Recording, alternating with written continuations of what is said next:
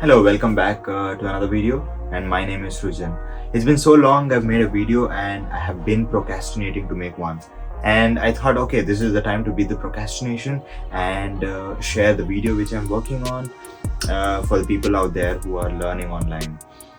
I'm working on a small project to automate my room because I've been so lazy to get up from the bed or from the chair to switch on, switch off the lights or control the shutters.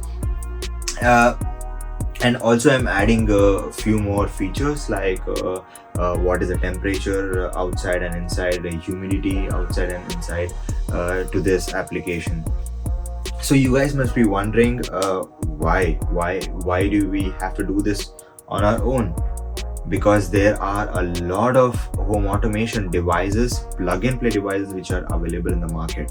You can just plug and you can start controlling your home switches or lights with your phone.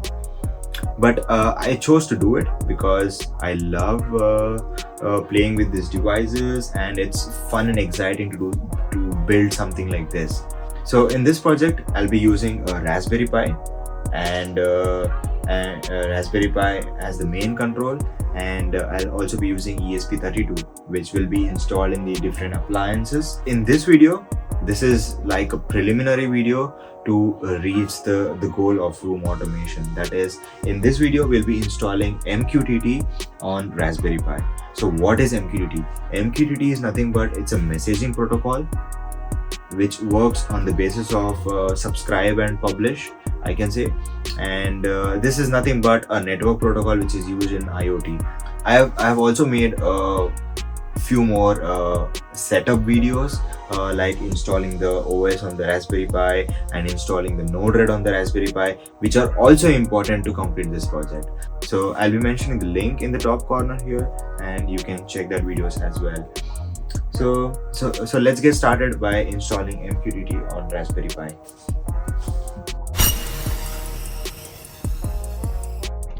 To start with, the first thing we do is we have to check what IP the Raspberry Pi is connected to my home network. So here I use the advanced IP scanner, and then I get the IP of the Raspberry Pi, and then the second thing is I need to log into Raspberry Pi using SSH protocol. For that I'll be using Putty here. I explained this process in detail in another video of installing Raspberry Pi OS. I will mention the link to that in the top corner here, so you can refer that about the installation and login. So I will be moving this video a little bit faster to save some time.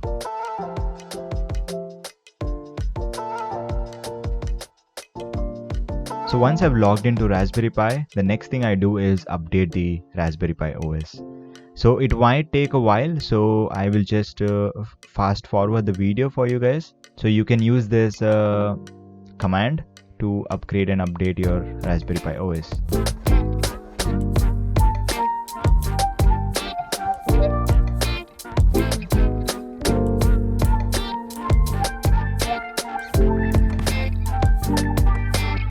So once the Raspberry Pi OS is updated and upgraded, so the next thing is I install the Mosquitto MQTT.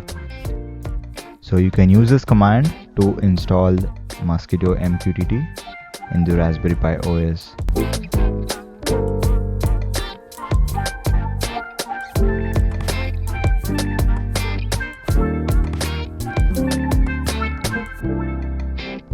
Once the MQTT is installed, that is Mosquitto MQTT installed, so the next thing is I just check whether the Mosquitto MQTT is running. So here you can see it is active running, and then the next thing I do is I want to start MQTT Mosquitto on startup of Raspberry Pi. So I say enable mosquitto.services.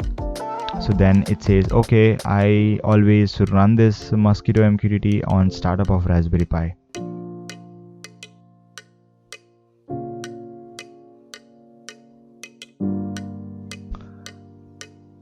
So here I just check the version, that is the protocol version installed. So this is all about the installing the Mosquitto MQTT. So the next video would be of using Mosquitto MQTT in Node-RED, and then I will be showing you guys the application. So all these commands which I've used in this video, I will be mentioning in my blog, and the link to that blog will be mentioned in the description below. So thank you for watching. See you in the next one. Bye bye.